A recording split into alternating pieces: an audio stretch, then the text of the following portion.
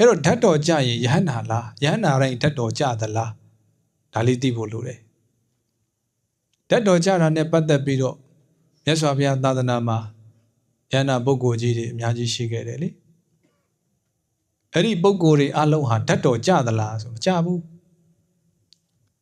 မကြတာလည်းရှိတယ်ကြတာလည်းရှိတယ်အရှင်သာရိပုတ္တရာပရိနိဗ္ဗာန်ပြုတဲ့အခါမှာနာလကရွာကနေပြီးတော့သူ့ရဲ့ညီတော်ဖြစ်တဲ့ယဟန်ကစုံဓပေါ့နော်စုံဓကရေစစ်ကလေးနဲ့အရှင်သာရိပုတ္တရာရဲ့ဓာတ်တော်တွေကိုယူလာတယ်ယူလာပြီးဘသူကိုပြလဲဆိုတော့အရှင်အာနန္ဒာကိုပြတယ်မြတ်စွာဘုရားကိုလျှောက်ပေးပါနောင်တော်ကြီးပြန်လို့တော့ပြိဋိနိဗ္ဗာန်ဆံသွားပြီသိဝမ်းနေစရာကောင်းတာပေါ့နော်ရှင်သာရိပုတ္တရာပြိဋိနိဗ္ဗာန်ဆံဖို့မြတ်စွာဘုရားကိုလျှောက်တဲ့အချိန်များလေကြည့်လိုက်တာရင်ထဲကိုနင့်နေတာပဲမြတ်စွာဘုရားဘာပြောတယ်ထင်လဲချက်သားတို့တဲ့သာရိပုတ္တရာကိုလိုက်ပို့ကြရအောင်တဲ့မြတ်စွာဘုရားကိုအချိန်ချင်းကြော့ပြီးတော့သူ့ရဲ့မေတော်ကြီးကိုခြေချွတ်ဖို့နော်မေတော်ကြီးကမိစ္ဆာဒိဋ္ဌိလေညီအကိုတွေမောင်နှမတွေအားလုံးကယဟန္တာတွေဖြစ်ကုန်ကြပြီလေအမတွေကလည်းဘိက္ခုနီယဟန္တာကြီးတွေညီအကိုတွေအားလုံးကလည်းဘိနော်ယဟန်ပွက်ဘဝနဲ့ယဟန္တာတွေအကုန်ဖြစ်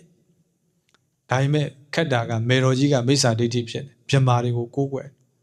ဗြဟ္မဏဝါဒပုံနေမာကြီးပေါ့အဲ့တော့သူ့မေတော်ကြီးကိုခြေချွတ်ဖို့သူမွေးရမြေကိုပြန်ဖို့မြတ်စွာဘုရားကိုလာကြတော့တာအဲ့ချိန်ကဘုရားနဲ့ရှင်သာရိပုတ္တရာရဲ့နောက်ဆုံးတွေ့ဆုံခြင်းပဲ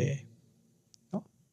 ဘဝတန်တရာတလျှောက်မှာအတူတူတွဲပြီးပါရမီကြီးဖြည့်ခဲ့ကြတာနော်ဒါကြောင့်တွေ့တော့ကြုံတော့အတူတူနေရာတော့မှာကိုရင်တို့ဦးဇင်းတို့ချစ်ချစ်ခင်ခင်နေကြမေတ္တာတွေထားကြတူပေါ်တူအကျိုးစီးပွားတွေဆောင်ရွက်ကြအရှင်သာရိပုတ္တရာပြိဋိနိဗ္ဗာန်ဆံဖို့ပြန်တော့မြတ်စွာဘုရားကိုယ်တိုင်လိုက်ပို့တာဝတ်နေတဲ့အဲ့နေရာလေးကလေမြတ်စွာဘုရားကဘာပြောလဲချက်သားတို့တဲ့သင်တို့ရဲ့နောင်တော်ကြီးကိုလိုက်ပို့ကြရအောင်လိုက်ပို့ကြရအောင်ဘောတန္တရာတလျှောက်မှာတဲ့သင်တို့ငါတို့နဲ့သာရိပုတ္တရာနဲ့ဒါနောက်ဆုံးတွေ့ဆုံခြင်းပဲကြည်စမ်းမြတ်စွာဘုရားကိုယ်တိုင်လိုက်ပို့တာနော်မြတ်စွာဘုရားကိုယ်တိုင်နော်လမ်းလျှောက်ပြီးတော့ကိုလိုက်ပို့သေးတယ်ကျောင်းဘဝအထိဘောတန္တရာတလျှောက်မှာသင်တို့ငါတို့နဲ့နော်သာရိပုတ္တရာနဲ့ဒါဟာနောက်ဆုံးတွေ့ဆုံခြင်းပဲတဲ့ဒါကြောင့်သင်တို့ရဲ့နောင်တော်ကြီးကိုတို့များလိုက်ပို့ကြစို့အဲ့တော့လိုက်ပို့ကြတာနော်ရှင်သာရိပုတ္တရာရဲ့ကြောပြင်ကိုငေးရဟန်းနေတဲ့မြတ်စွာဘုရားမျက်လုံးနဲ့မြင်ကြည့်စမ်းပါဘယ်လောက်ထိဝမ်းနည်းစရာကောင်းလဲဒါပေမဲ့ရှင်သာရိပုတ္တရာကလည်းမသွားခြင်းလို့မရဘူးလေမေတော်ကြီးကမိစ္ဆာဒိဋ္ဌိဖြစ်နေသေးတယ်လေဒါမေတော်ကြီးကိုချစ်ချွတ်ဖို့သွားရတာကဲကောင်းပြီရှင်သာရိပုတ္တရာပြိဋိနိဗ္ဗာန်ပြုသွားတော့သူ့ရဲ့ဓာတ်တော်တွေကိုအရှင်စုံဒကယူလာပြီးတော့အရှင်အာနန္ဒာကိုပြတယ်အရှင်အာနန္ဒာရင်နဲ့ဘလို့ဖြစ်မလဲတွေးကြည့်စမ်းခံစားတာပေါ့နော်ခံစားတာပေါ့သောတာပန်ပဲရှိသေးတယ်လေအဲ့တော့မြတ်စွာဘုရားကိုပြတော့မြတ်စွာဘုရားကအေးယဟန်တော်တွေကိုအကုန်စုဝေးခိုင်းတယ်ပြီးရင်အဲ့ဒီဓာတ်တော်ထည့်ထားတဲ့ရေစစ်ကလေးကိုကင်ပြီးတော့ဘာပြောလဲဘာမိတ်လဲဆိုတော့လေယဟန်တို့တဲ့နော်သာရိပုတ္တရာနဲ့သာရိပုတ္တရာရဲ့ဓာတ်တော်တွေတဲ့ဒါကဇီရီတည်ပြီးတော့ကိုးကွယ်ကြဆိုပြီးတော့အရှင်သာရိပုတ္တရာရဲ့နော်အဲ့ဒီဓာတ်တော်တွေကိုဇီရီတည်ပြီးကိုးကွယ်တယ်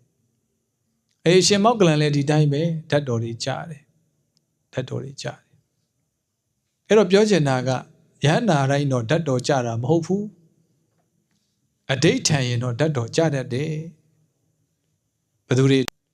အဋိဋ္ဌံတက်လဲဆိုရင်အရှင်အာနန္ဒာကိုကြည့်မြတ်စွာဘုရားပြိဋိနိဗ္ဗာန်ဆံပြီးတဲ့အခါမှာနော်အရှင်အာနန္ဒာကတပါးတဲ့ပြန်လာ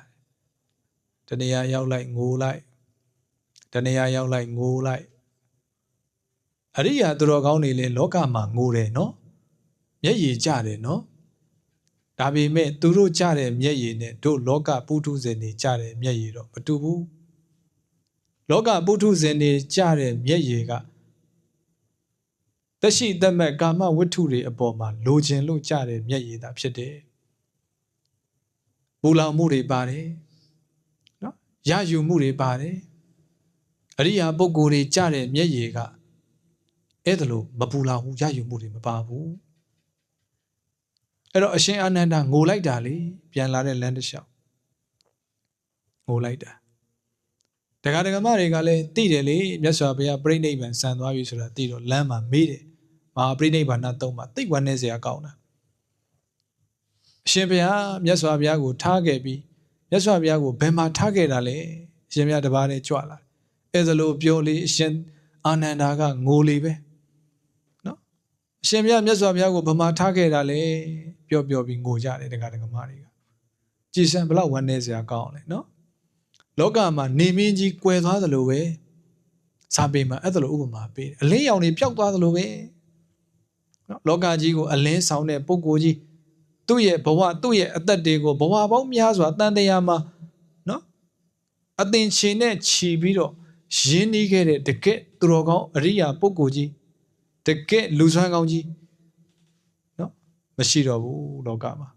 ဘယ်ဘဝရောက်နေပြီလို့လဲပြောလို့မရတော့ဘူးပြောစရာမရှိတော့ဘူးပြိဋိဘံပြုတ်သွားပြီလေဘဝဆိုတာမရှိတော့ဘူးလောကမှာလူတွေကမှတယောက်သိရင်ဘယ်ဘဝများရောက်နေမလဲမှန်းဆပြီးတော့နော်လွမ်းကြသေးတယ်အေးဒီမှာမြတ်စွာဘုရားကိုမှန်းဆစရာမရှိတော့ဘူးဘဝမှာမရှိတော့တာလေအဲ့တော့အရှင်အာနန္ဒာကရောက်တိုင်းရောက်တဲ့အရက်မှာအဲ့ဒါလို့နော်ဒကာဒကမတွေကမေးလိုက်ငိုးလိုက်နောက်ဆုံးကြတော့နော်တနေရာရောက်တဲ့အခါကျတော့အဲ့ဒီနေရာမှာပဲသူနေပြီးတော့တသက်လုံးပေါ့နော်ဒကာဒကမတွေကသူ့ကိုပြုစုစောင့်ရှောက်သူကလည်းဒကာဒကမတွေကိုဟောပြောဆုံးမှပြီးနေတယ်အဲ့တော့သူနေတဲ့နေရာကမြစ်ကဲဟိုဘကန်းဒီဘကန်းလူတွေကနော်မြစ်ကိုခွပြီးနေကြတာအဲ့တော့မြစ်ကဲဟိုဘကန်းကရွာမြစ်ကဲဒီဘကန်းကရွာပေါ့နော်အဲ့လိုနေကြတာ哦အဲ့တော့ရှင်အနန္ဒာပြိဋိဘံဆံတော့ဒီလူတွေကအရှင်အနန္ဒာရဲ့ရုပ်ကလပ်ကိုလူကြတော့မှာနော်လူလဲလူတယ်အဲ့တော့ရှင်အနန္ဒာကဒါကိုဖြစ်မယ်ဆိုတာသိတယ်ဒါကြောင့်ကြိုတင်ပြီးတော့အဋိဋ္ဌံခဲ့တာငါရဲ့ဒီရုပ်ကလပ်ဟာငါပြိဋိဘံဆံတဲ့အချိန်မှာကောင်းကင်မှာနော်မြစ်ရဲ့အလဲကောင်းမှာတေဇောတက်လောင်ကျွမ်းပြီးတော့